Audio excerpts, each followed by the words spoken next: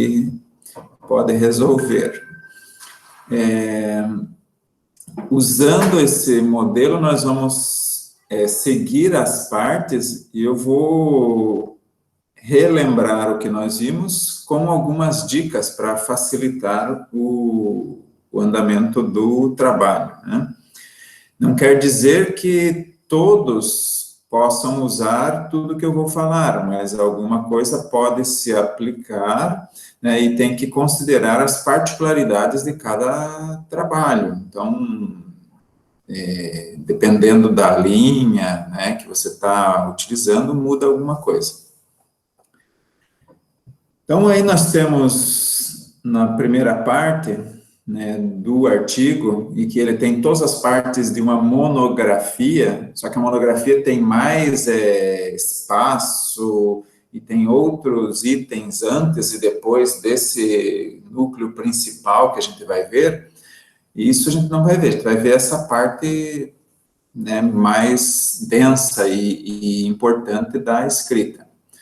Com relação a título e ao resumo, não tentem fazer de imediato, né? Vocês podem ter um título provisório, mas o título mesmo você só vai colocá-lo depois que você terminar o trabalho, que aí você vai ter esse título, né, fluindo com mais facilidade, porque você já realizou todas as etapas. Da mesma forma, o resumo. Não tentem fazer o resumo antes, porque o resumo tem que ter, né, todas as partes do trabalho já desenvolvido. Como você vai fazer um resumo se você não tem ainda as partes que você ainda não escreveu? Então, espera, né, porque se você tentar fazer antes, vão ocorrer alguns erros, como, por exemplo, é comum, principalmente em eventos, a gente encontrar resumos que, né, se estendem na parte do contexto, da problemática, explicam, e, às vezes, não colocam nem o objetivo. Então, o resumo tem que ter todas as partes, né? A primeira frase é uma frase de contextualização, que pode ser seguida pelo objetivo, e depois, né, a principal linha teórica, seguido pelos resultados, os principais resultados, e, né, antes você também tem que colocar a linha principal metodológica que você seguiu, aí vem o resultado, e aí, né, a principal consideração ou conclusão. Então, o resumo tem que ter todas as partes, né? E geralmente é em torno de 250 palavras, então você não pode ampliar muito uma parte, como o contexto, né, inicial, e aí sobra uma, duas linhas para você preparar o restante. Então, contenham-se e deixem o título e o resumo para o final. Se tiverem dúvidas, perguntas, podem interromper no meio da fala. Tá? Vamos trocando ideia, conversando, trocando exemplos. Alguém que já teve uma experiência com isso, aquilo pode, né, parar e a gente vai conversando. Beleza? Da mesma forma, as palavras-chave. Espera, né? Você pode colocá-las depois. Existe uma indicação hoje de que você deve evitar usar palavras-chave que aparecem no título, por exemplo, que aí você limita as palavras de busca, né, nos indexadores para esse seu trabalho ser encontrado, né, na rede de pesquisa desses artigos. Então, recomenda-se não usar palavras-chave que já tenham sido usadas ou estejam presentes no título do trabalho. E aí a gente chega na introdução. E a introdução é o ponto-chave do trabalho todo. Mas, assim como o título e o resumo, a maior parte da introdução você não escreve no início, você vai escrever depois também, né? Na introdução você vai ter que apresentar um contexto, né? Se não for apresentar o problema do seu trabalho de pesquisa, você apresenta a problemática, contextualiza o leitor, né? Vai apresentar aspectos teóricos na introdução e também vai dar as justificativas. Mas tudo isso você pode escrever depois também, não precisa escrever agora. Se você já tem alguma coisa, até pode colocar, mas você não precisa forçar a escrita desse início da introdução, porque se você fizer isso depois das outras partes, essa parte inicial da introdução vai ficar mais fácil, mais tranquila.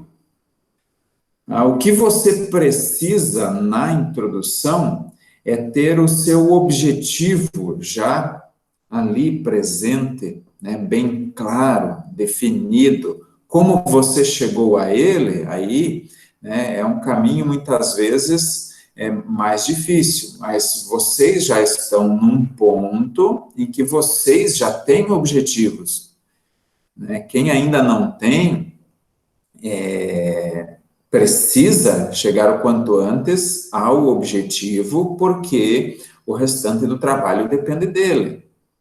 Então, se você, né, já está com o seu objetivo pronto, você coloca aí na introdução, porque você constantemente tem que retornar a ele para poder escrever o restante.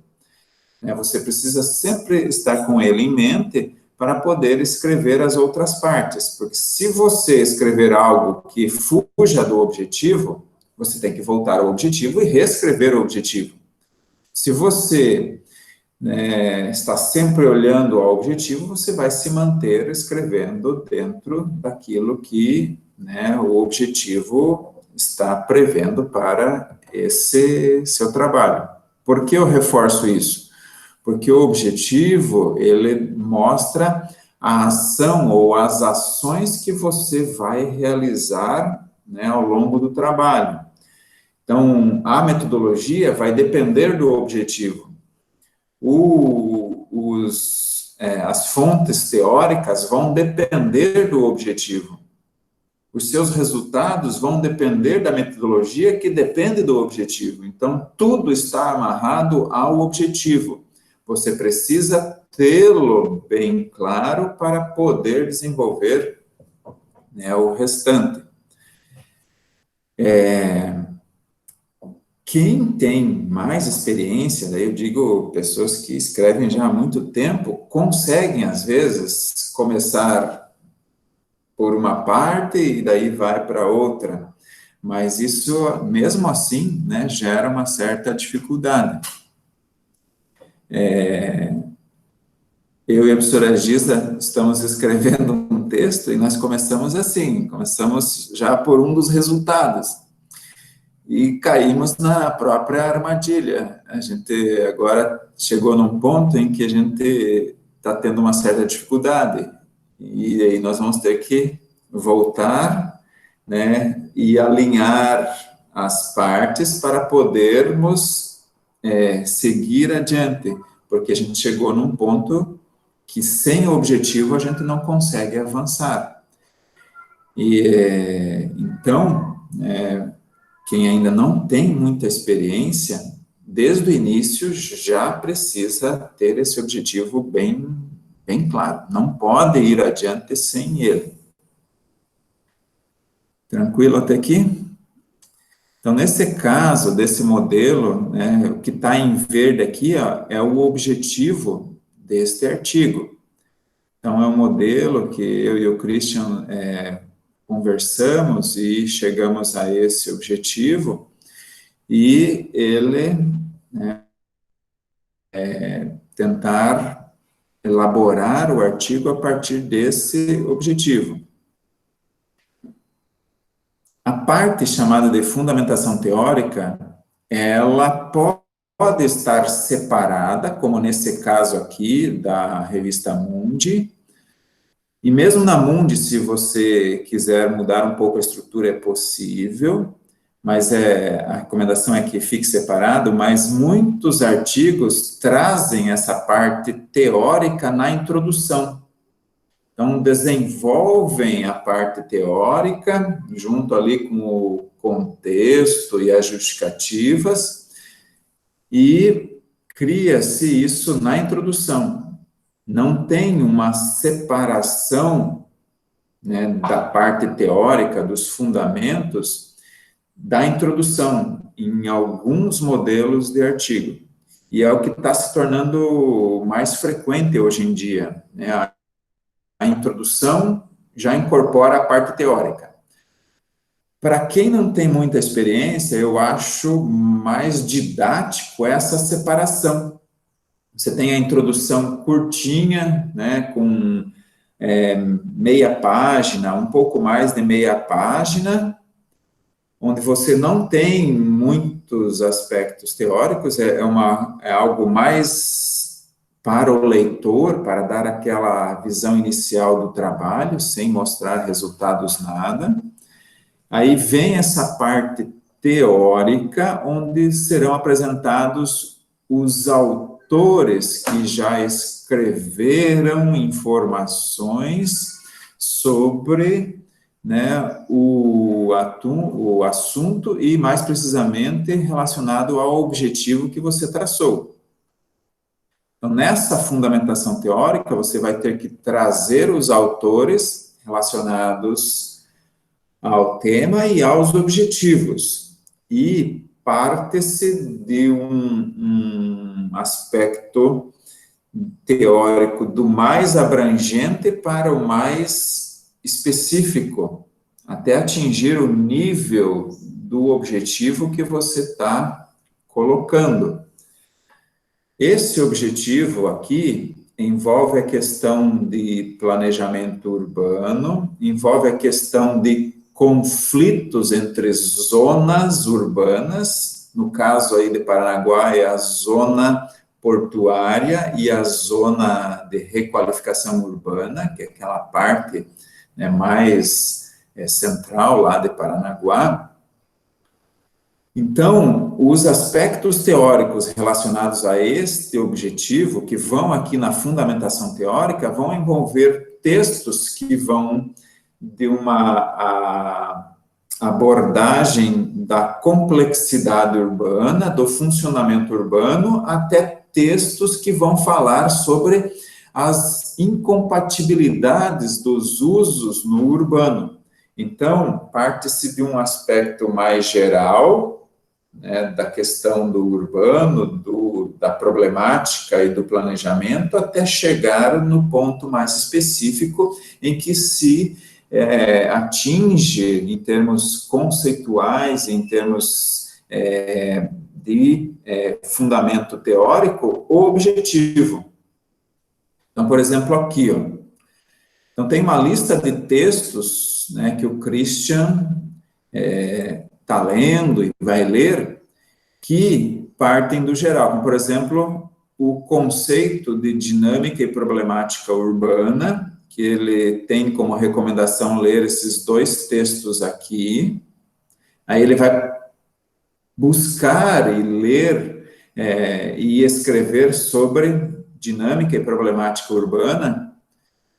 Depois vai passar para essa questão da paisagem urbana, né, e as unidades que se apresentam dentro de um ambiente urbano. Aí vai ler textos sobre a questão do planejamento e como esse planejamento pode ser pensado a partir, né, daquilo que se encontra lá em cada unidade, em cada uma daquelas zonas, que são as estruturas presentes lá. Então, vejam que está afunilando, partindo de uma visão mais geral para conceitos dessa visão geral e chegando em pontos mais específicos, inclusive, né, em conceitos relacionados a esse funcionamento, que é a questão das funções ecológicas e os serviços componentes da natureza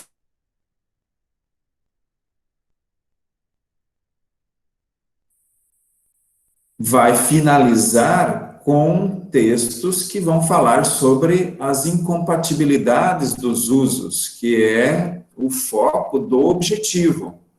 Então, aqui tem dois textos. Um é o Estatuto da Cidade, né, uma lei federal de 2001, essa lei aqui, que define o que é incompatibilidade de usos, vai trazer, né, os instrumentos de planejamento, né, que o município deve adotar, e ele também vai tratar de informações que estão nesse outro texto aqui, ó, que é um artigo produzido para Paranaguá em relação aos usos portuários, e esse outro artigo que fala da distribuição de usos com potencial de poluição naquela área urbana que ele vai estudar.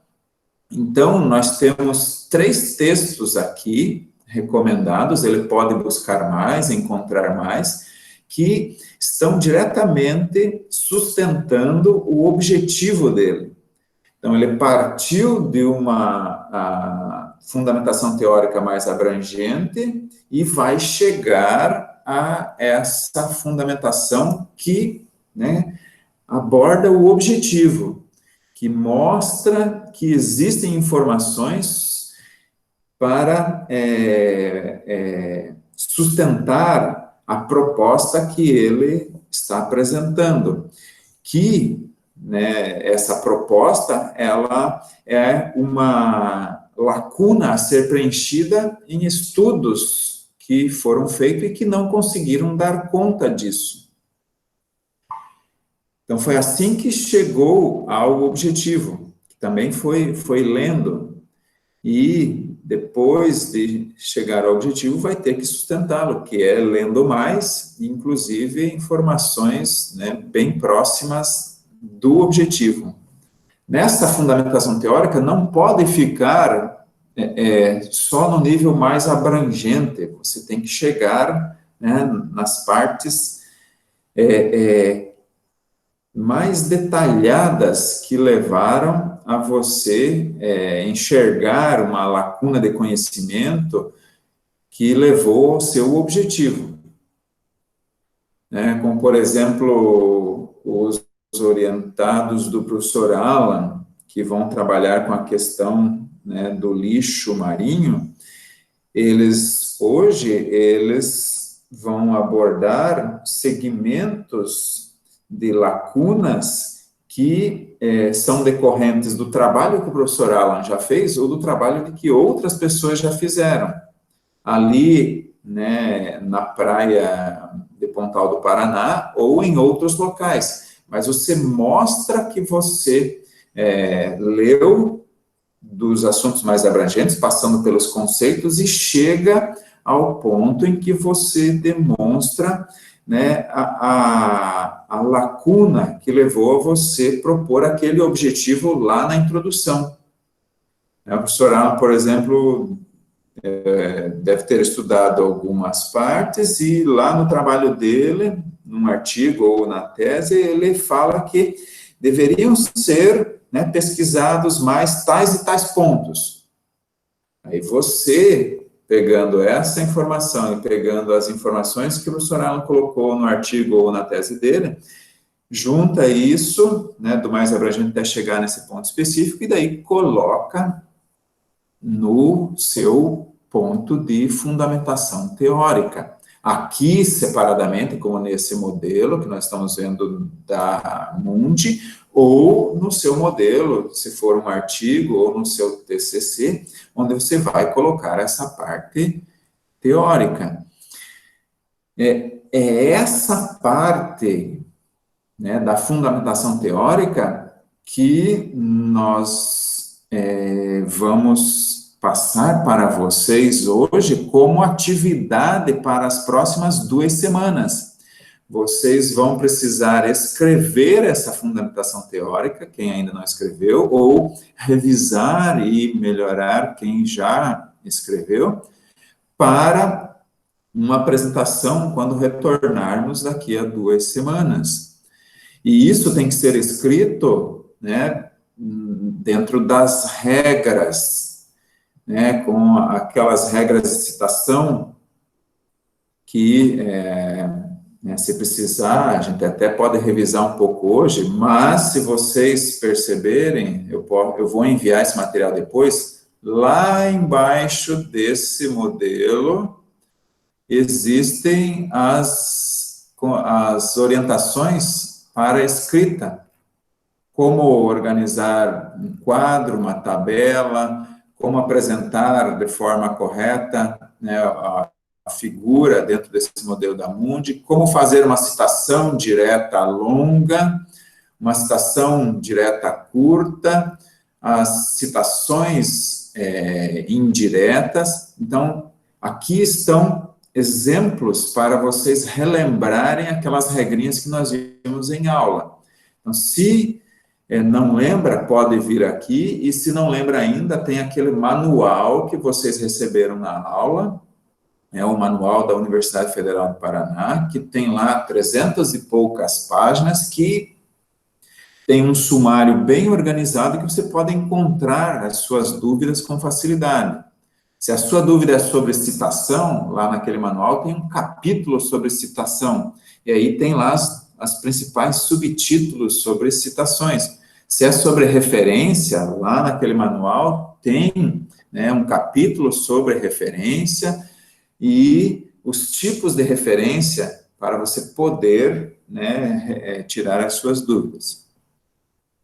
Então, vocês têm as ferramentas para fazer essa escrita, né, e é isso que vocês vão produzir nesse período de 2 semanas e vão apresentar e enviar para nós, né, para nós fazermos uma avaliação parcial, né, dessa parte da disciplina. Tá? A gente fala mais sobre isso no final. Alguém tem alguma dúvida, quer perguntar, antes da gente seguir essa parte?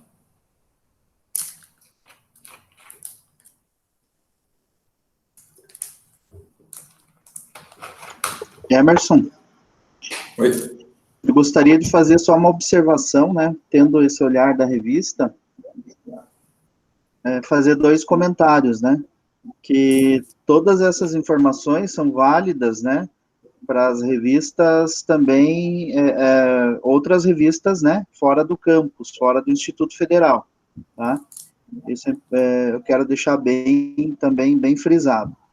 E enquanto editor da revista, eu quero chamar atenção para um detalhe importante. Caso a sua opção, né, juntamente com o teu orientador, seja já trabalhar com uma versão para, assim, banca e submissão, tomar muito cuidado com excesso de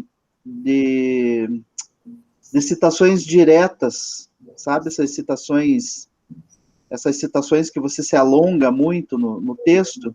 Geralmente os avaliadores das revistas, eles apontam para, assim, para uma possível nível alto de porcentagem ali de plágio de trechos, né? Mas, enfim, é só um comentário. E quando a gente recebe o artigo na revista, a primeira coisa que a gente faz é passar no antiplágio. Quando tem muita citação, muito longa, e principalmente fora das normas, geralmente ele aponta como plágio, ele vai dando uma porcentagem alta, e quando passa ali dos 5%, geralmente os artigos não são aceitos. Isso não é só na Mundi, é em qualquer revista que você enviar o teu artigo, tá bom? Só chamar a atenção para isso. Não é que você não possa usar as citações, não é nesse formato direto, mas tem que tomar cuidado pro excesso, né? Porque muitas vezes o texto ele fica assim, só as citações diretas e você não articula as ideias dentro do texto. Só observação, desculpa se cortei a linha de raciocínio. Não, foi ótimo, porque até contando ontem, eu fui banca de uma dissertação de mestrado em que a candidata, ela usou muito a citação direta longa, mas por característica do trabalho dela.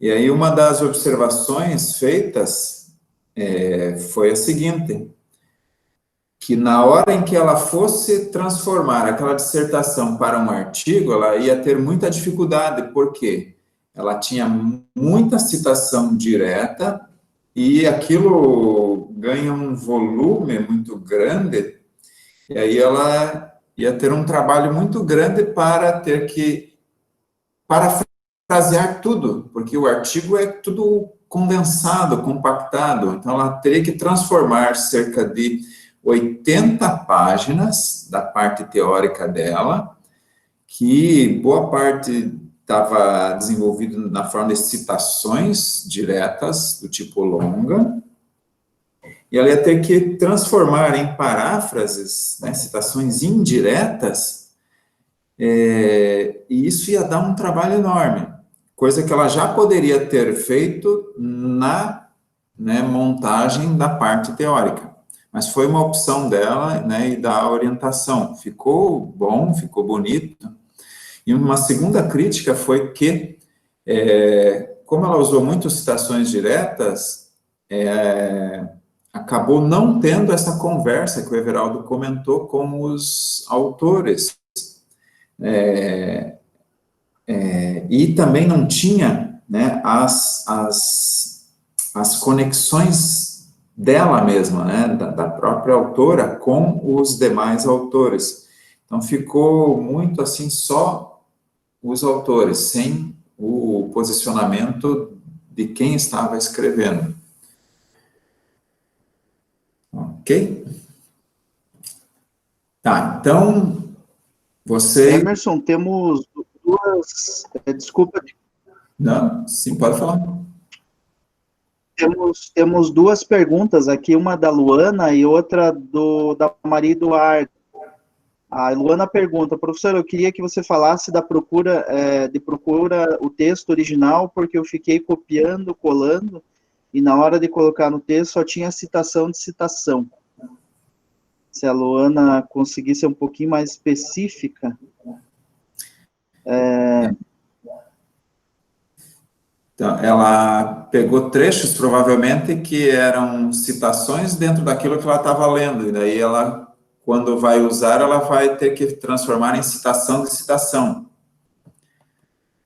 A minha recomendação nessa situação é ela entender aquilo que o autor que ela está lendo está querendo passar enquanto ideia, né? Ele está usando citações para passar uma ideia, mas a ideia é ele que está querendo passar, né? Num parágrafo, por exemplo, esse parágrafo está tentando transmitir uma ideia. E esse que você está lendo está usando um ou dois outros autores para transmitir essa ideia. Então, se você pegar o contexto da ideia que o autor que você está lendo está tentando passar, e você captou essa ideia, você está transmitindo a ideia do autor que você está lendo. Então, você pode parafrasear essa ideia, né, citando o seu autor, porque ele usou os outros autores para tentar, né, dar suporte à sua ideia. Então, para evitar muita citação de citação, essa é uma alternativa, mas tem que tomar cuidado para não, né, mudar a interpretação, você tem que transmitir a ideia. Essa é uma solução. Se eu entendi a pergunta. Não sei, Everaldo, se você tem alguma outra solução para uma situação como essa. Não, não é diferente da tua recomendação. A minha observação também é nesse sentido. Não, evite ou, de preferência, não faça citação. Se você quer aquele autor citado no trabalho que você está contando, vá lá nas referências e busque o trabalho, porque risco também, muitas vezes, uma citação ela não está de forma correta. Então, você corre o risco de se fazer a citação de uma forma ainda incorreta. Então, evite, assim, ao máximo, fazer citação de citação. Tá? Sempre vá justamente nos resultados, na discussão e na conclusão do autor que você quer citar, e não no que ele está citando, mas sim os resultados, né? Nos resultados que ele tem, na conclusão que ele tem, tá bom? Essa é a recomendação. Hoje a gente não tem visto muito artigo com citação de citação. Os avaliadores, geralmente, em revistas, eles pedem para até eliminar esse tipo de situação, né? Outra questão, a Luana não só eu não acho o texto original. Quando não acho o texto original, quando realmente o texto é muito antigo, Luana, quando o texto é muito antigo, às vezes é difícil de encontrar o texto, isso aconteceu na minha tese, todo mundo citava lá uma metodologia lá da década de 60, né, e, eu fui buscar aquela metodologia, né, fui repetindo a metodologia e fui ver que alguém colocou aquela metodologia no formato e não era aquilo. Então, o máximo tentar ir no original. Caso não aconteça e seja fundamental, aí você põe uma citação, né, uma PUD lá, mas olha, a diferença entre finalidade e objetivos no trabalho, vou repassar para o Emerson, essa é a pergunta da Maria Eduarda. Não entendi, tá falhando, não sei se é meu computador ou é a sua transmissão. Qual é a pergunta? Vou repetir, então. A Maria Eduarda pergunta se tem diferença entre finalidade e objetivos no trabalho. Na hora que vai escrever, a finalidade deste trabalho é ou o objetivo desse trabalho é Seria isso, Maria Eduarda? Se for essa a pergunta, eu diria que na hora que você vai pôr no texto, não tem diferença, é a seu gosto. O que vai dar o caráter de objetivo é o verbo no infinitivo sendo utilizado, né, mostrando aquilo que o autor se propõe a fazer. Então, se você usa o termo finalidade ou objetivo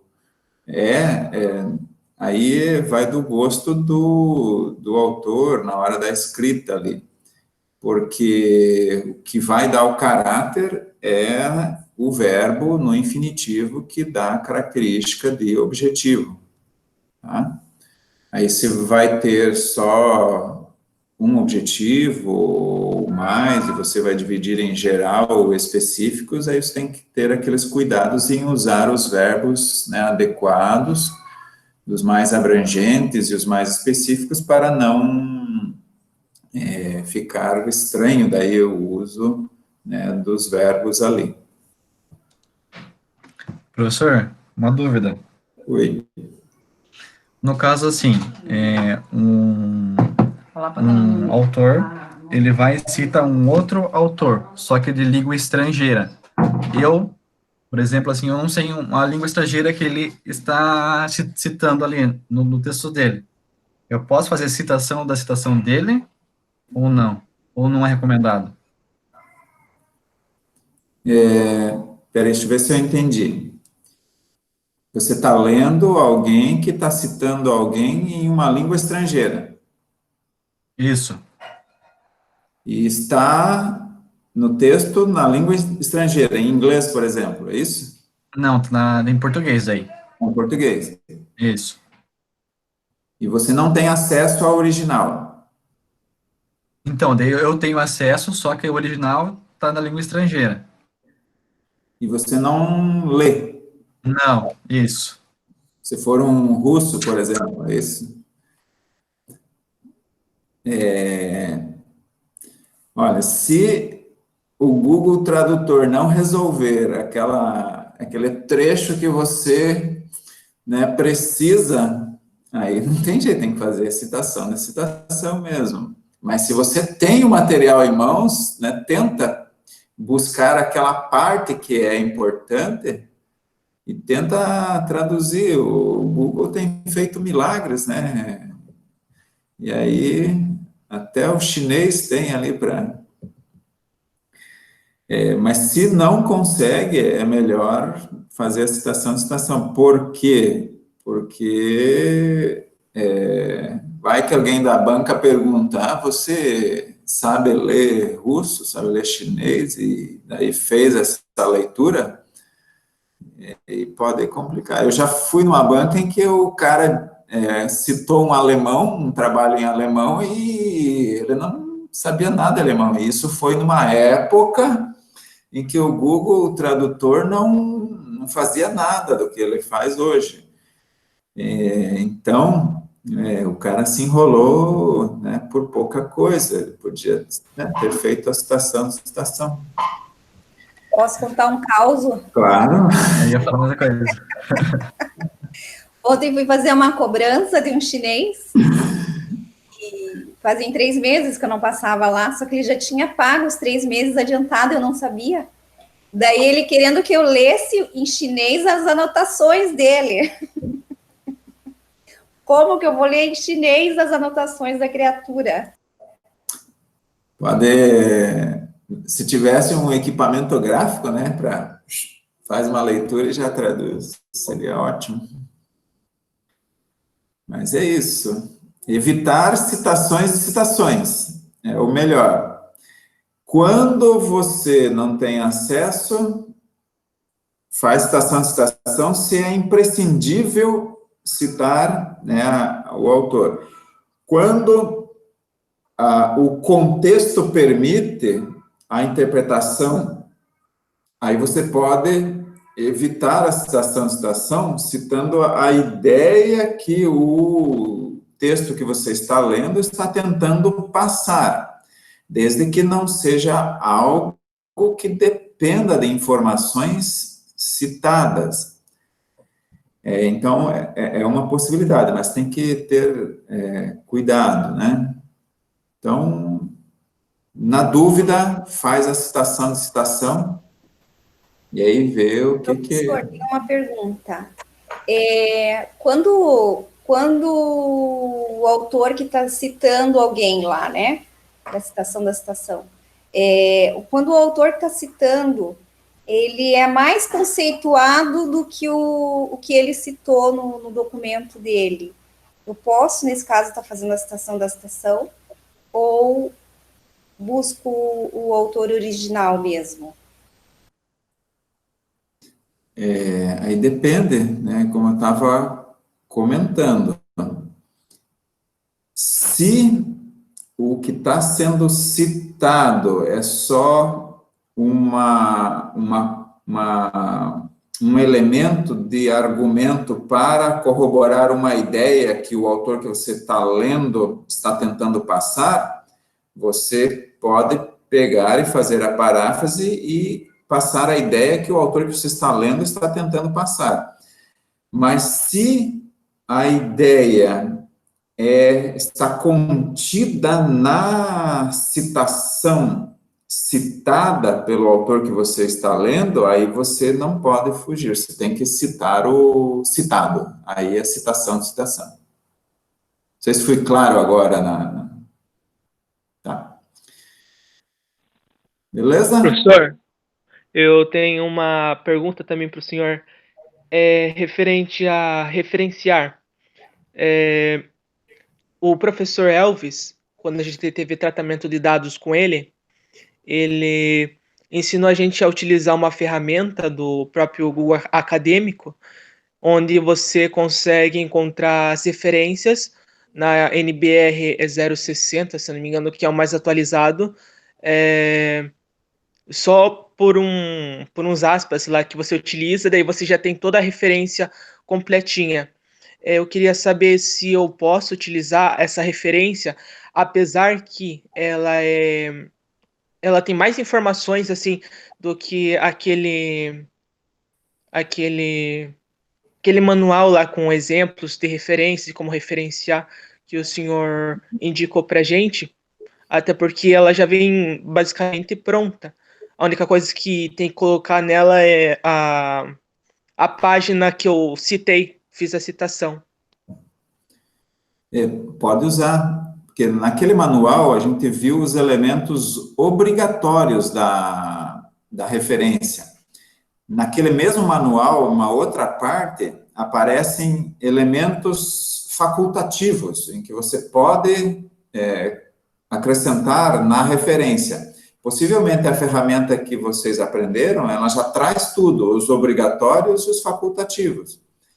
E se a ferramenta ela está lá selecionada para seguir, né, a mesma norma, né, da ABNT, então não tem erro, pode usar, facilita. É uma mão na roda. Professor,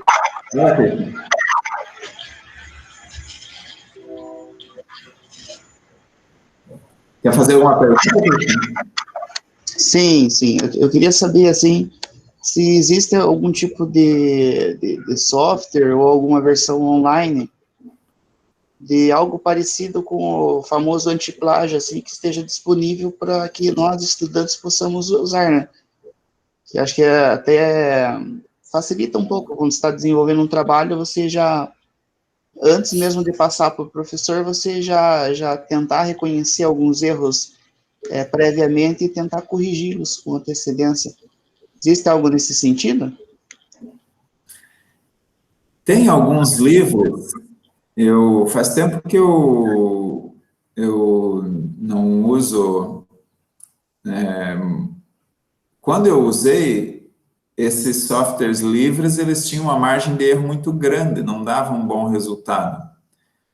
Quando eu tive acesso a um pago de um trabalho que eu estava fazendo, aí o resultado era bom. Então, eu diria que tenta, né, faz uma busca. Eu usei o tal do Cop Spider, acho que o Everaldo também tem alguma experiência com esse, ele dava algum resultado, mas não sei se chega a esse nível de refinamento para você conseguir detectar, mas o melhor mesmo na hora que você está construindo, você perceber se aquele trecho que você está usando, você copiou e colou e não parafraseou.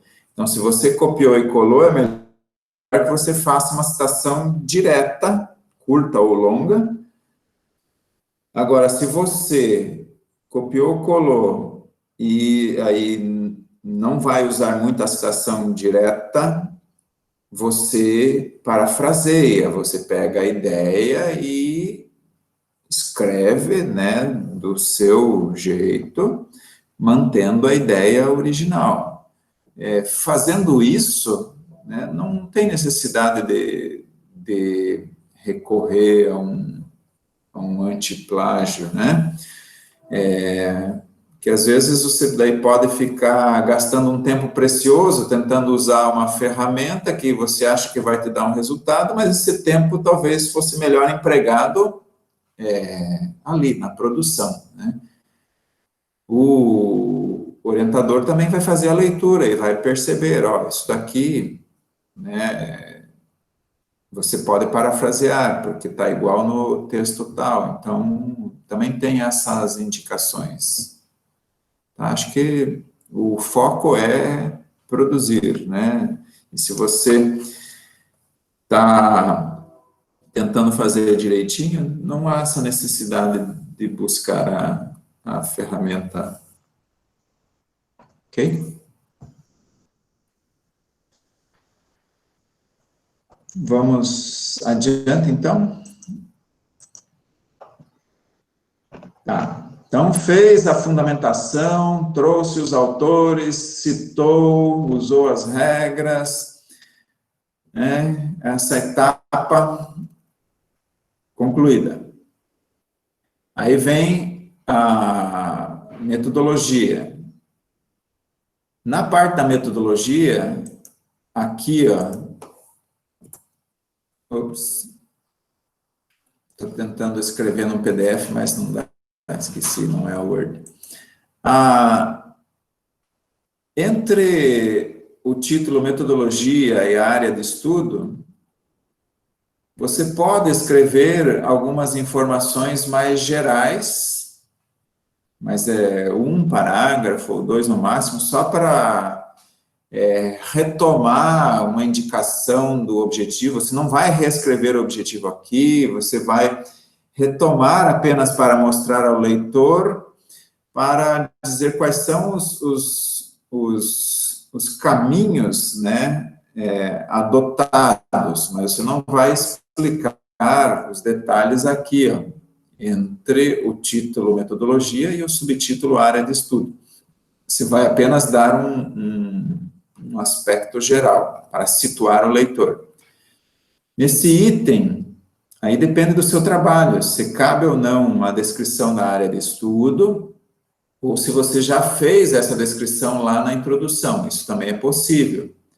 E aqui você descreve a área de estudo, também seguindo de aspectos mais gerais para o mais específico. Como, por exemplo, nesse daqui, né, a ideia é que faça-se uma descrição mais geral de Paranaguá, usando essas fontes aqui, ó, do IPARDES, né, que são os cadernos municipais, os cadernos estatísticos municipais do IPARDES, que tem para todos os municípios do Paraná.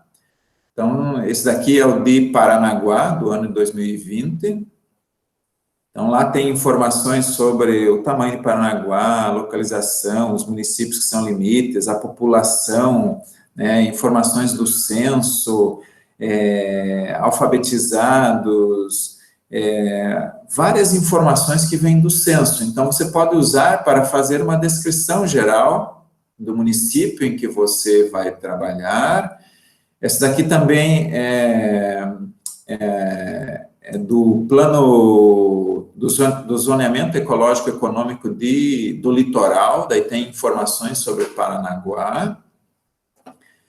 E, no caso deste artigo, que vai falar sobre aquelas duas zonas urbanas, é bom pegar daí o plano diretor, onde tem lá as descrições das zonas, né? Quais são os objetivos da zona portuária, quais são os objetivos da zona de requalificação urbana, e colocar nessa parte da área de estudo.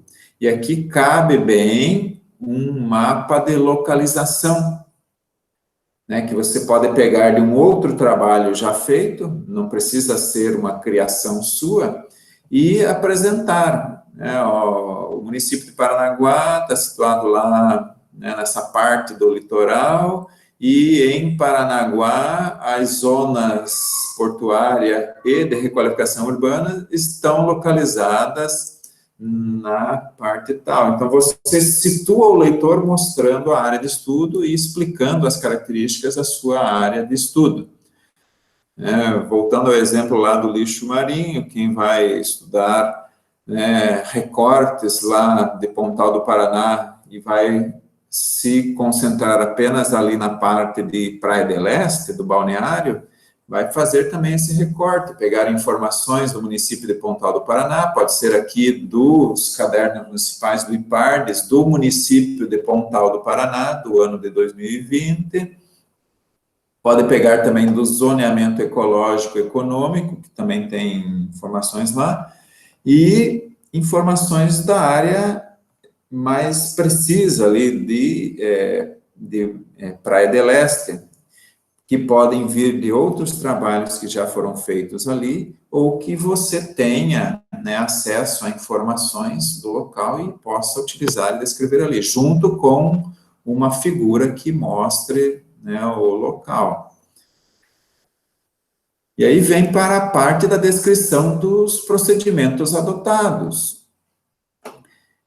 E aqui você tem que estar diretamente relacionado aos objetivos. Lá em cima você demonstrou os objetivos, lá na introdução. Aqui você vai ter que mostrar como você vai fazer para atingir os objetivos traçados. Você vai descrever aí como serão feitos, né, os seus trabalhos de coleta de dados e os seus trabalhos de análise. Isso vai aparecer aqui, ó.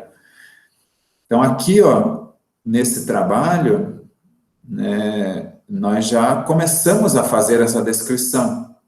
Nós vamos seguir a metodologia usada lá pelo Tonetti, em 2011, pelo NUT, em 2008, que consiste em fazer isso ou aquilo. Tem a outra parte que também está baseada no tal do NUT, em 2008, que aí explica resumidamente qual é o método lá desenvolvido pelo NUT em 2008. Não precisa, quando tem, né, uma fonte e ela já foi usada várias vezes, não precisa detalhar tanto, você explica o necessário e remete para o autor que você está utilizando.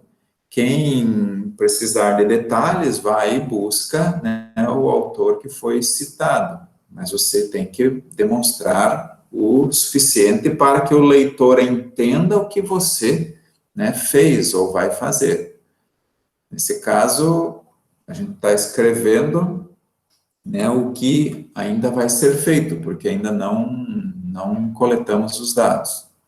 Aí tem lá a continuação da explicação, algumas coisas estão pendentes, né? A gente tinha planejado para fazer isso em março e abril, mas aí veio o isolamento e não deu. É algo que a gente vai ter que reconversar para ver se mantemos o planejado ou vamos modificar alguma coisa. Então, aqui vem o detalhamento. Não coloca-se resultados aqui, coloca-se como vai chegar aos resultados.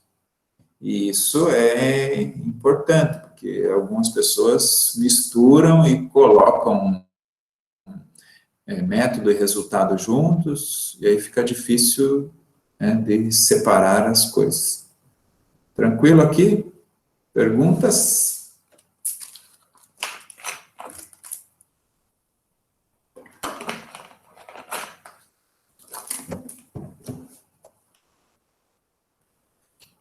Resultados e discussão.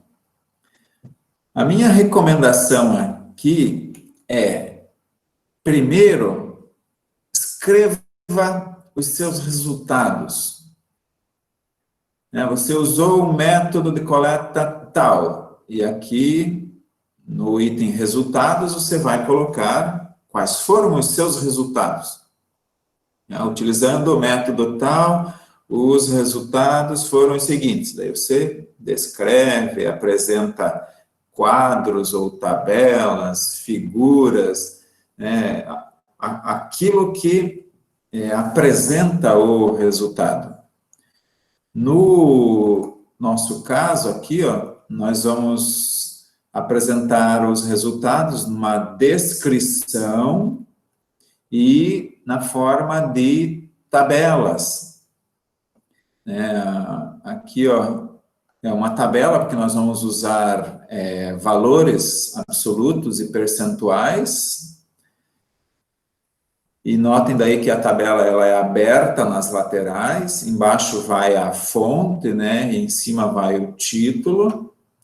Nós vamos ter duas tabelas, e essas tabelas, elas foram produzidas porque elas atendem aquilo que foi apresentado aqui no método de coleta de dados. Então, coletou-se os dados, planilhou-se e depois de processado, eles vêm para a tabela e aí eles são informações, eles estão dizendo alguma coisa. E a interpretação das tabelas, ela vai para o texto. Nós vamos encontrar um certo valor ali, né, tantos usos que são portuários estão dentro da zona, né, de requalificação urbana, ou seja, de uma zona que é residencial. Esses usos, esse percentual de uso dentro da zona residencial é um resultado que chama a atenção, que vai ser destacado no texto. Então, vai ter aí a apresentação do resultado e a interpretação dele a partir, né, da leitura dessa tabela, que daí você destaca no texto. Então, você fez isso, apresentou os resultados, apenas resultados, usando, né, as formas de apresentações que você vai ter a partir, né, da análise que você vai desenvolver com o seu orientador. Depois de fazer isso, aí sim você começa a comparar com o que já foi feito por outras pessoas. E aí entra a parte da discussão. Então, se a autora tal, que foi citado lá atrás no referencial teórico, né, a Freitas, lá em 2016, que estudou aquelas zonas ali, ela encontrou um certo percentual, aí você traz aqui e comenta, ó, Freitas encontrou um percentual tal no trabalho dela em 2016, semelhante ao que foi encontrado agora em 2020, com a seguinte diferença. Então, você está usando um resultado que já foi produzido, comparando com o seu e chegando, né, a um ponto de observação que pode ser muito relevante e depois vai ser chamado a atenção no item seguinte, que é a consideração final ou conclusão, dependendo do seu tipo de trabalho. Então, vocês estão percebendo que existe amarração, você não pode colocar resultado que não esteja previsto no seu método, e esse método depende do objetivo que você traçou. Por isso, você está amarrado a colocar aqui apenas informações relacionadas ao seu objetivo.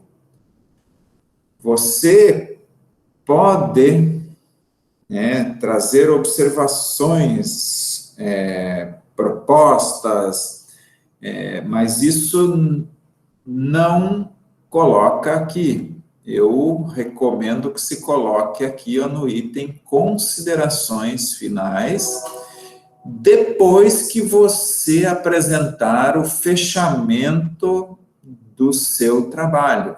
Então, eu recomendo, no começo das considerações finais, chamar o objetivo novamente, não precisa apresentá-lo da mesma forma, chama o objetivo, e aí, com base no resultado tal, né, você daí está usando os principais pontos de resultados para corroborar uma certa conclusão ou uma certa consideração, né, final, mais contundente, se os seus resultados não levam a uma conclusão. Então, depois de fazer isso, de dar o fechamento no seu trabalho, é que você traz as observações, né, comentários que não se encaixavam nos itens anteriores, porque são coisas que fogem aos seus objetivos. Aí você propõe pesquisas, comenta, aqui nesse item, considerações. Dessa forma, a gente tem aí um alinhamento de todo o trabalho. Terminado isso, aí você volta lá para o item introdução, escreve aqui 2, 3 parágrafos, nesse modelo em que a introdução é separada da fundamentação teórica, algo mais sucinto, que mostra ao leitor a problemática e a justificativa, apresenta o objetivo, e aí você tem a sua introdução, e fica mais fácil de escrevê-la agora. Terminando isso, aí você escreve o seu resumo, e vai ser mais fácil, porque você tem todas as partes do seu trabalho agora. Você vai fazer a primeira frase, dando, né, o preâmbulo ao leitor, vai apresentar o objetivo, os principais procedimentos metodológicos, vai apresentar os principais resultados e a sua conclusão ou consideração final. Tudo no resumo em 200 a 300 páginas, nesse nosso modelo. Alguns, o máximo é 200, eu falei 200 páginas, né? Não, 200 ou 300 palavras. Alguns usam caracteres, aí vocês veem o modelo, tá? Eu tive um aluno que não conseguia fazer a introdução porque quando ele via, no máximo, 300 palavras, ele entrava num estado de pânico porque ele, né, se sentia limitado ao escrever as 300 palavras, né? Cuidado, então, para não entrar nesse risco. Uma dica para escrever o resumo é percorrer os principais parágrafos do seu trabalho e pegar, né, as frases mais relevantes e colocar ali, no resumo. Aí você monta mais ou menos esse esqueleto de resumo e parafraseia você mesmo, para não ficar repetitivo. Então, você modifica você mesmo na forma de escrever e aí você tem já um esqueleto de resumo e depois você faz as conexões entre as frases e preenche algumas lacunas e aí você consegue ter um resumo com todas as partes. Fica até uma dica para fazer o resumo. Alguns não precisam, né? Se escreveu e fez tudo com cuidado, o resumo, às vezes, flui sem precisar retirar pedaços do que você já escreveu. E o título também daí fica mais fácil escrever e as palavras-chave também. Tá? Nesse modelo aqui, ó, as referências dos textos indicados aqui já estão aqui, ó. Ó, Christian, uma dica para você, ó. Então, os autores citados já estão na lista de referências, só que eles estão separados aqui, ó, por...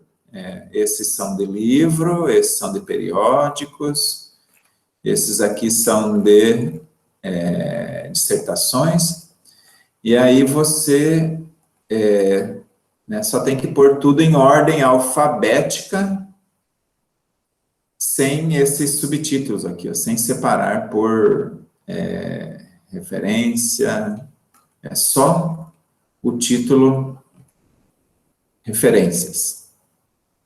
Tá? Dúvidas? Perguntas? Então, ali na referências, não precisa separar por subtítulos, só o título referências mesmo. Então, deixa eu ver se eu entendi. Só tem o título referência. Uhum. Aqui só está separado por modalidade de referência para ser um modelo didático. Então, as referências de livro têm esse formato. As referências de periódicos têm esse. Quando você terminar o texto, não tem isso daqui, é só o título referência e a lista em ordem alfabética. Ok? Ok. Professor, eu tenho duas perguntas para o senhor. A primeira envolve os resultados. Digamos lá, eu fiz lá todo o meu trabalho, eu já obtive os resultados. Aí, quando eu for chegar na conclusão, eu tenho que colocar na conclusão, além, tipo assim, eu tinha lá os objetivos, e daí eu coloquei na conclusão os objetivos que eu cheguei, né? A conclusão dos objetivos específicos. Mas eu tive mais informação do que era esperado. Eu tenho que comentar isso na conclusão também, ou deixo separado nas considerações finais? Essas informações, elas emanaram do método e elas estão englobadas no seu objetivo? Se a resposta for sim, você pode colocar ali. Agora, se a resposta for não, você separa para considerações. O outro questionamento que eu tinha para o senhor é da introdução. No início da introdução, eu tenho que começar com o questionamento norteador da minha pesquisa, no início da introdução, ou eu tenho que seguir aquele esquema de afunilagem, sabe? Você vai pegando outros assuntos até chegar no objetivo, e daí eu chego na questão norteadora. Eu acho que a segunda opção é a melhor, e eu diria que é melhor você ir afunilando até chegar na questão norteadora e depois apresentar o objetivo, e não o inverso, porque o objetivo, ele emana da questão norteadora, e não o contrário. Entendi. Tá bom. Valeu. Nada.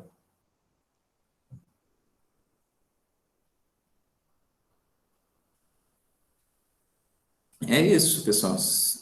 Espero que tenha ajudado. E quem está escrevendo na forma de monografia, as partes são as mesmas, só que você vai ter mais espaço, né? Não vai precisar fazer tão limitado como aqui, que é em torno de 15 a 20 páginas. Tem que ter uma capacidade de síntese maior até.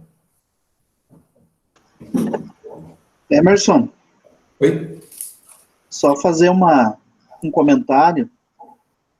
Muitas revistas, né, que ainda tem uma restrição maior do que as 15, 20 páginas, tem revista que o limite é 8, 10, 12 páginas no máximo. E tem muitas revistas que, caso vocês façam submissões ou usem um modelo para o TCC, tem revistas que separam os resultados da discussão, tá?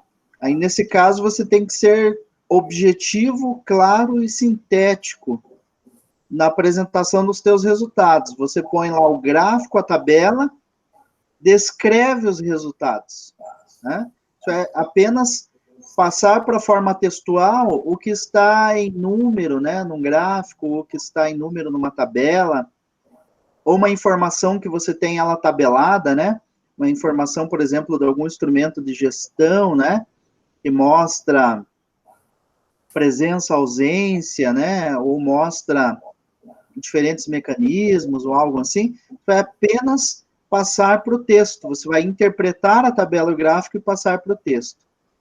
E na discussão, daí vale, independente se está separado o resultado de discussão, você deverá fazer o seguinte na discussão. Eu sempre direciono para duas questões importantes quando você discute o resultado. Primeiro, é você interpretar, né? Você, então, apresenta os resultados e você interpreta. Na sua interpretação de resultados, você começa a dialogar com a literatura. Ou seja, com as referências suas, né? E nesse diálogo é que você faz com que haja uma discussão dos seus resultados. Então, você dialogou a interpretação do seu resultado, ou o próprio resultado em si, né, mais bruto ali apresentado, mas principalmente a tua interpretação do resultado, tá? Então, esse comentário que eu queria deixar para vocês, que muitas vezes eu vejo, como avaliador, eu vejo um pouco, às vezes, de dificuldade, né, nessa questão do resultado e discussão. Tem gente que começa os resultados, quando o item é junto, assim, resultado e discussão, começa discutindo. Não é o melhor caminho. É isso que o professor Emerson colocou. Você apresentar os seus resultados antes de qualquer coisa, tá? E aí depois você começa a dialogar com seus resultados, aliás, dialogar colocando seus resultados e as referências, ou seja, fazer a discussão, tá? É nesse sentido que eu queria observar. Nesse comentário do Everaldo, quando as revistas pedem separado, aí o recomendado é que a introdução ela tenha uma parte dos fundamentos teóricos, aqueles mais gerais, não apresentar nenhuma informação que seja específica, porque daí as informações específicas são aquelas que vocês vão usar na discussão, onde você vai ter aquele ponto separado, né, que é só a discussão. E aí você traz essa parte dos textos, né, dos autores, para usar mais na discussão. E aí você não tem duplicidade de informações, né, você não engorda o texto. Aí limita a introdução a um corpo teórico, que não envolva a apresentação de dados, e isso fica só para o item lá da discussão, para não repetir. É uma forma interessante de escrever, e acho que é bom até didático, porque daí quem está escrevendo tem tudo bem separado, né? Coisa que, quando o item é junto, o resultado da discussão gera, às vezes, uma confusão e situações como essa que o Everaldo colocou, né? Começa já com a discussão, e aí, muitas vezes, daí a leitura fica comprometida porque mistura muito, né, o resultado e fica difícil. Mas é um exercício, tem que sentar e escrever, senta de novo, escreve, muda o que estava feito, quanto mais... Professor, Oi, Murilo. e se no caso, assim, o trabalho passar das 20 páginas, ele já não se caracteriza como um artigo? Olha, para o TCC, eu diria que não esquenta muito a cabeça, porque se você precisou, né, para o TCC passar um pouco, né, não tem problema, né, mantém.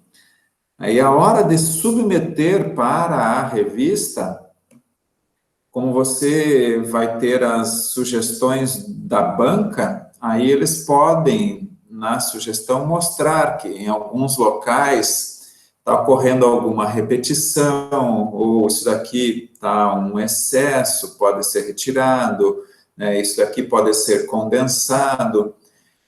E aí, depois da banca, nesse exercício de fazer as correções, pode ser que você já tenha, né, essa redução e chegue no nível das páginas limites que você precisa.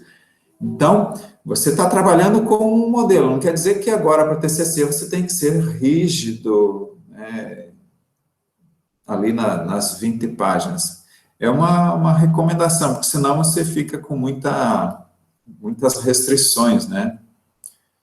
Agora pode ser um pouquinho solto esses parâmetros de páginas, hein? Tá?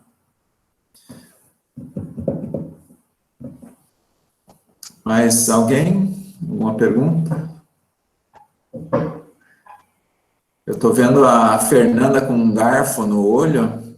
Eu sei que está desde cedo e é uma foto, mas estamos nos aproximando do horário do almoço, né? E aí fica engraçado o garfo no olho da Fernanda ali. Ok? Acho que a gente pode passar as instruções do trabalho. Everaldo, você tem algum aviso, alguma...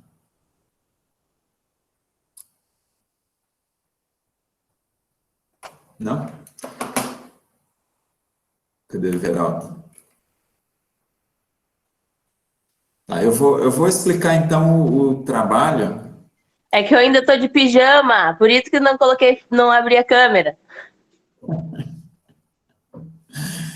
Eu também não posso levantar aqui, né?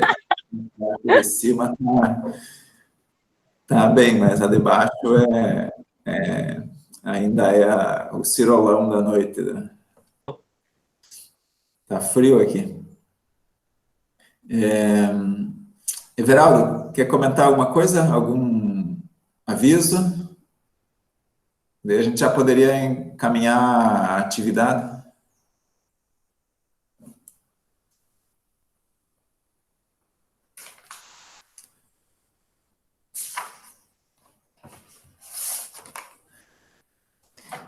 O professor Everaldo, para mim, está congelado ali com o olho direito fechado ali.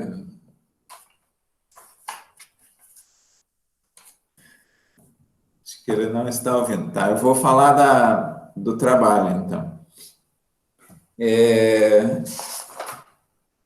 Naquela planilha que o professor Everaldo passou e que vocês preencheram e estão preenchendo, né, por causa dos problemas técnicos que aconteceram. Nós temos a data, hoje é dia 30, vocês teriam a semana do dia 7 para preparar e a semana do dia 14 para preparar. E o nosso próximo encontro é dia 21 de julho. No dia 21 de julho é o envio do material e a apresentação, né? Alguns de vocês, não todos, aí vão fazer essa apresentação. Você vai fazer um sorteio, se, né, não tiverem voluntários para essa apresentação. Mas então venham preparados para mostrar o texto de vocês, né, com o objetivo que já está posto, e daí vocês vão mostrar o texto escrito, né, que fundamenta esses objetivos. Aí o tamanho dele vai depender, né, da sua necessidade e os limites daquilo que você está escrevendo, dentro do modelo que você está escrevendo, lá no dia 21.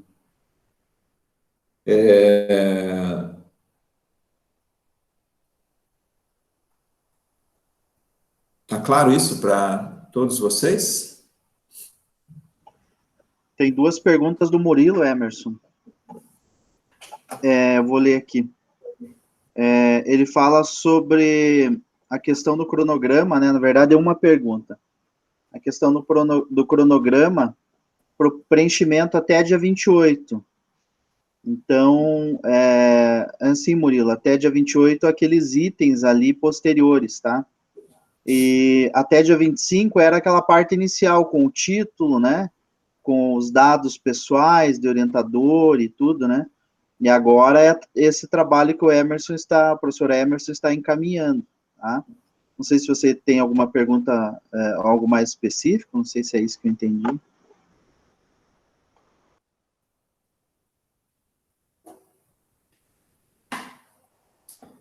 A gente começa com as apresentações no dia 21, né? Todos entregam no dia 21, a gente começa as apresentações, e no dia 28 a gente continua com essas apresentações daí. Professor, Oi. pelo menos do mestrado, eles vão entrar em férias, recesso, o servidor, né? Férias do servidor. Férias. Isso. Vocês não vão, porque, segundo a professora Roberta, ela falou que a gente não podia apresentar nada nesse período, que não ia valer de nada, e... Não sei. É que as férias começam no dia 6 de julho, e são 15 dias, e termina no dia 19 ou 20, deixa eu ver, 1, 2, 3, 4, 5, 6, 7, 8, 9, 10, 11, 12, 13, 14, 15, isso. Termina na segunda-feira, dia 20 de julho. Então, terça-feira, dia 21, a gente não tem mais essa restrição legal de não poder trabalhar com vocês. Ah, então tá bom. Aqui eu achei no dia 20, que caía dia 21, o último dia. Isso. Dia 21 já é dia de trabalho, então a gente retorna no dia 21. Só para esclarecer essa questão, Camila, é bom porque também fica esclarecido para os colegas, né? Veja, nós estamos em momento dessas APNPs, que são as atividades pedagógicas não presenciais. O que acontece é que, academicamente, não é férias no calendário. Diferente da situação normal, né? Que agora era para ser a última semana antes das férias, e vocês eram para estar se formando agora, né? Essa semana agora vocês iam estar fazendo as últimas defesas, né? Para depois marcar a colação de grau, enfim, ia estar naquele estresse, naquela correria, muitos de vocês, né? Mas o que acontece é que existe uma questão trabalhista, que todos os professores têm direito ao período, aos dias de férias, como qualquer trabalhador. E nós temos 15 dias de férias agora, na metade do ano. Então, tem gente que até não tira essas férias agora e acaba tirando num momento acordado com a direção, né? Mas, no geral, a recomendação que se tem é que os docentes tirem as suas férias, que é um direito trabalhista, no período de recesso ou férias acadêmicas, que é o que a gente faz, tá? O problema é o seguinte, que agora não tem recesso ou férias acadêmicas. E a opção, a ordem da direção geral é que todos tirassem férias agora, aqueles que têm férias para tirar, obviamente, parece que a Fernanda não vai tirar férias agora, né? Professora Fernanda, mas do nosso grupo ali do eixo, acho que todos, eu acho, tiram férias, com exceções, né? E essas férias, a recomendação é que seja agora, porque a gente não sabe como vai ser o retorno. Então, dependendo, a gente já está precavendo, antecipando as férias, ou eliminando esses dias de férias, não deixando essas férias para frente, caso a gente precise aí, sei lá, semanas entre Natal e Ano Novo, sabe, esses períodos assim? Então, a gente não sabe futuramente. Então, a recomendação é que se tire férias agora. Ela é férias trabalhistas dos professores, não recesso acadêmico, tá? Aí não pode caracterizar o servidor trabalhando nesse período, tá? Por quê? Porque isso pode dar uma ação trabalhista no futuro para o governo federal. Então, a recomendação, talvez é nesse sentido que a Roberta falou, é que as atividades vão ser encaminhadas nesse período, tá? Então, o professor, como qualquer outro contratado, né, ele tem um contrato trabalhista, né? Então, que é o nosso caso, né? Via não CLT, né? Estatutário, mas é um contrato trabalhista. E é isso, nós estamos encaminhando essas 2 semanas para dia 21, então, ter o retorno de vocês, tá? Acho que é nesse sentido, né? Só complementando para justificar também por que a gente está com as férias aí, é que a maioria de nós já marcou as férias um ano antes, porque quando a gente marca as férias, a gente tem que marcar julho e dezembro. Então, a gente já marcou já um ano atrás, e quando começou a questão do isolamento social, o Ministério da Economia, não lembro qual ministério, ele bloqueou o acesso ao sistema de mudar as férias. Então, quem estava com as férias marcadas, como é o meu caso, se eu quisesse mudar para poder ficar e atendê-los nessas 2 semanas, eu não poderia, porque o sistema está bloqueado. E só vai desbloquear quando a situação mudar. Então, mesmo que a gente tomasse a decisão, não vamos tirar férias agora, vamos esperar para tirar quando as coisas regularizarem, a gente não poderia, porque o sistema está bloqueado. Só quem não tinha marcado férias ainda que poderia ter a opção de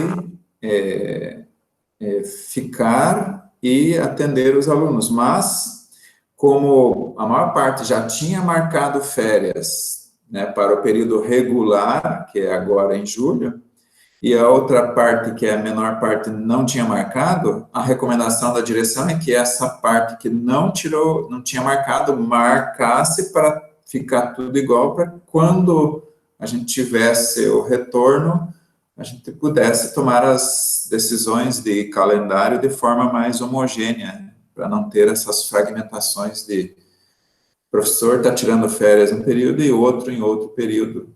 Então, a ideia é mais ou menos essa. Então, para a maior parte de nós, não foi uma escolha. Nós temos que tirar férias e pronto, porque já estava marcado. Então, não pensem que é uma situação que nós escolhemos. Não, não tivemos opção nessa situação. Tá? Sobre o trabalho, está claro isso para vocês? E o nosso último encontro, até que se mude, se diga o contrário, é no dia 28 de julho. Então, nós temos o retorno dia 21 e no dia 28 um outro encontro. Até lá, provavelmente, nós teremos a definição se continuaremos nesse formato ou não, que depende daí do posicionamento do Instituto em relação aos eventos da pandemia, para ele determinar se a gente volta ou não. É provável que continue assim ainda, pela situação, né? Hoje eu vi uma chamada que o Paraná, né, vai tomar algumas medidas mais drásticas para tentar reduzir a propagação, né, a disseminação do contágio. Então, é provável que a gente tenha, em agosto, continuação dessas atividades não presenciais. Mas ainda não está certo. Então, aguardem a definição. O que temos certo é até julho, final de julho, esse formato. E isso já está contando para vocês, né, e vocês estão avançando no TCC dessa forma. Perguntas, dúvidas? Se aparecerem depois, podem mandar lá no Zap, né, ou por e-mail também, a gente tenta esclarecer daí, tá? Só reforçando que o meu caso, do professor Emerson colocou, é o meu segundo caso, né? Eu não tinha as férias marcadas e teve essa recomendação de marcar. E aproveitando, a Sheila fez uma pergunta ali, que eu acho que é mais ela e a Michele que tem a resposta do que nós. Então, assim, o TCC de vocês é em dupla? Primeira questão que eu pergunto. É um único trabalho? Né? Porque você me perguntou, ou nos perguntou lá em cima, Sheila, sobre, cadê? Meu TCC e da Michele é um só trabalho? Pois eu não sei se é um só trabalho. Acho que é vocês que têm que dizer para nós. eu sei que a Michelle tinha um trabalho em desenvolvimento. Agora, vocês estão fazendo em dupla, é o mesmo trabalho, não é? Acho que vocês que têm que dizer, eu não sei, na verdade, né? Eu sei que eu acho que, pelo que eu lembro, é o professor Ezequiel Moura que está orientando, né?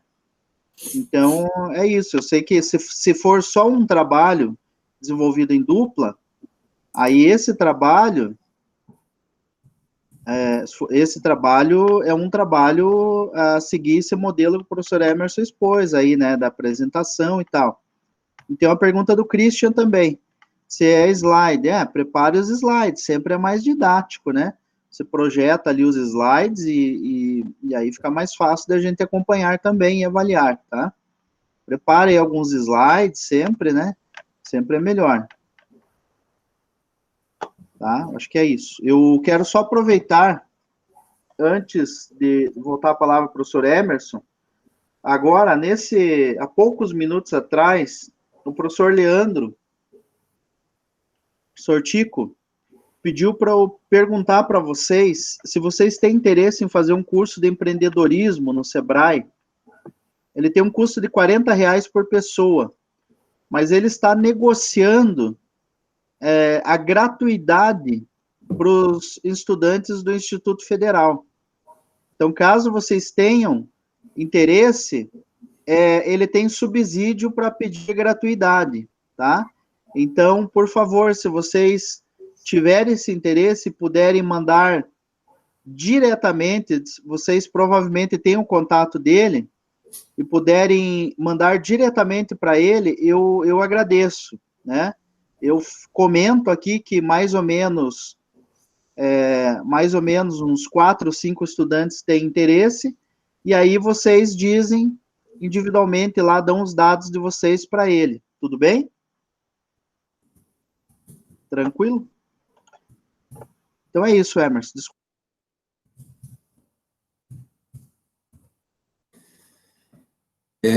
Sobre como vai ser a apresentação, pode ser por slides, né? Mas também pode ser o PDF do texto. Aí tem um outro detalhe. Mesmo que você faça em slide, é bom que gere o PDF para facilitar aqui o compartilhamento, porque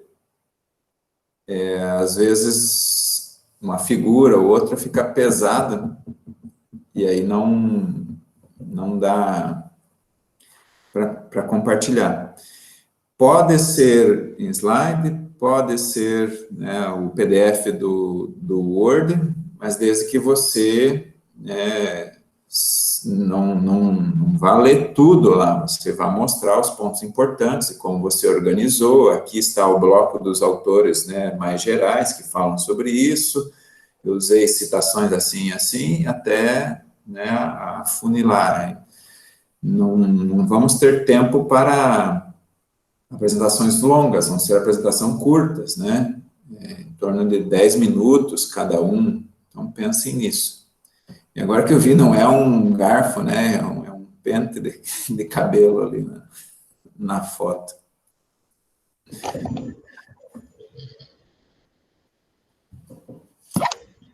Desculpe, Fernanda, eu achei que era um garfo. Professor, só complementando ali o convite do curso de empreendedorismo, ele é online, tá? Não vai ser presencial, não.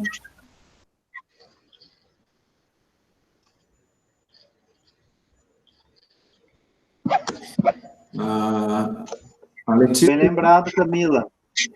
Bem lembrado, obrigado. Respondendo à pergunta da Letícia e a minha ali, sim, a apresentação é do objetivo e de toda a fundamentação teórica.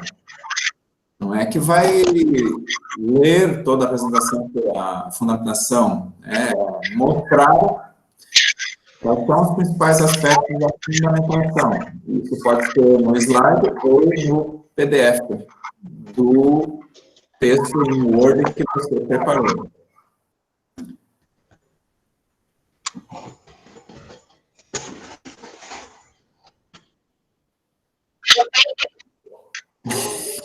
É um pente e garfo.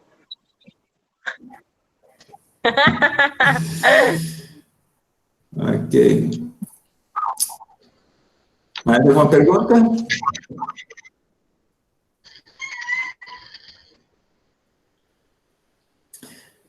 Então, Geraldo, se não tiver mais alguma recomendação, acho que hoje estamos no... O Cristian, se puder permanecer, depois a gente trocar uma ideia, Cristian, pode ser? Nesse mesmo espaço aí.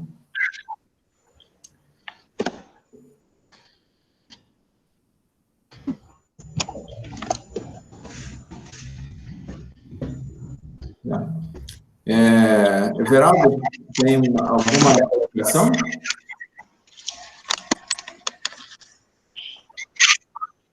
Não, acho que o encaminhamento você já fez, né?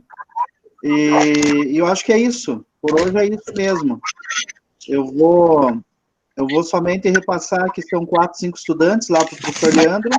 Aí, se puderem mandar as informações diretamente para ele pelo e-mail. Christian, seu microfone está aberto, por favor. Perdão. Aí, se puderem... Obrigado. Aí, se puderem mandar diretamente para ele as informações, eu agradeço, tá? Mas qualquer coisa, coloca no grupo também, se tiver dificuldade, que eu intermedio, sem problemas nenhum. Da minha parte é isso, Emerson. Acho que conseguimos hoje encerrar um pouco antes da semana passada, né? Pelo horário limite. Da minha parte é isso. Para mim também. E se tiverem dúvidas, entrem em contato, tá? Podem mandar e-mail ou tem ali o WhatsApp. Quem ainda não está no grupo do WhatsApp, entra em contato com a Michelle, ela que está gerenciando, né, o grupo, que as informações estão sendo repassadas para lá. Tá? E a gente teve um público bem expressivo hoje, né? Bom, bem bom. 20 pessoas. Teve a Marluce, que saiu no meio da conferência. Não sei se teve algum problema com a internet, né? Mas a gente teve 20 participantes dos 27 matriculados, tá? Eu acho que isso é bom porque adianta muitas coisas que vocês teriam depois e não vai acumular, né? Só o último reforço aqui, preencham o cronograma, pessoal, tá? Preencha o cronograma, que é importante. Eu vi que alguns de vocês que estão frequentando nesse formato APNP, né, Projeto I5, não preencheram. Então, por favor, preencham. Daí, da minha parte, boa semana para vocês, visto que estamos no início da semana. Qualquer coisa, manda no grupo, tá? A gente está à disposição. E um abraço, se cuidem. Tchau, pessoal, abraço, até, bom trabalho, vamos lá. Tchau, tchau. Tchau. Christian, fica um pouquinho, a gente conversa um pouco. Tchau. Tchau, senhor. Senhor, permanecerei.